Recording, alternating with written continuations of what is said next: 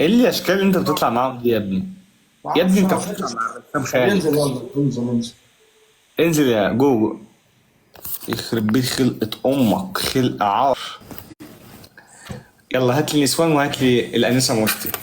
خلي بالك يا اسطى، انت حذرتني من كام يوم، اتحذرت بسببك. عيب عليك انت اللي ما شفتش واتحصرت، عامل لك ايه؟ انا اللي ايه؟ مش يا ابني ما يتسني، بجري جدا. يلا هات نسوان. بقول لك ايه بقى يا اسطى، هات نسوان إيه يا اسطى؟ الناس تقول عليا ايه يا اسطى؟ انا مظبوط قوي في منطقتي يا اسطى، عيب الكلام ده. بقول لك مظبوط ايه ازاي؟ بقى. الناس بتشوفك ازاي في منطقتك يا جار؟ بص انا هفهمك حاجه، في الاول كانوا بيشوفوني مجنون، دلوقتي والله العظيم بيشوفوني فنان، بلد عبيطه. فعلا.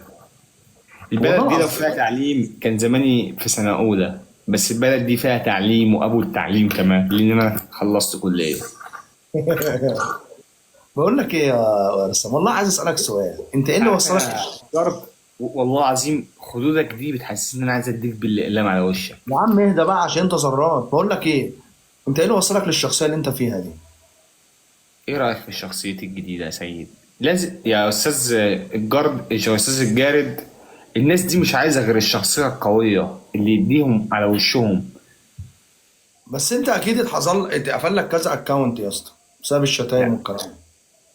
أنا بشتم يا جرد، أنا بشتم. لا يعني بتعمل حاجات، بس انت بقالك كتير يا اسطى، انت ما شاء الله يعني اكونتاتك كانت كبيره. أيوة يا ابني، أنا عندي أكونت المليون زي ما هو. يعني موجود، انا بحسبه اتقفل. لا قدر الله، لا حول ولا قوة إلا بالله العلي العظيم، استغفر الله. هات نسوان. طب ما تجيب انت يا عم. ماشي بس هات نسوان عليا. هات انت بقول لك. ما أنا ما عنديش يا أستاذ الجارد. يا عم وانا لا قاعد لك مسطره يا اسطى، ايه استاذ الجارد دي؟ مستي بقى زميلك ولا ايه اللي حصل؟ بقى زميلي طبعا. وف البت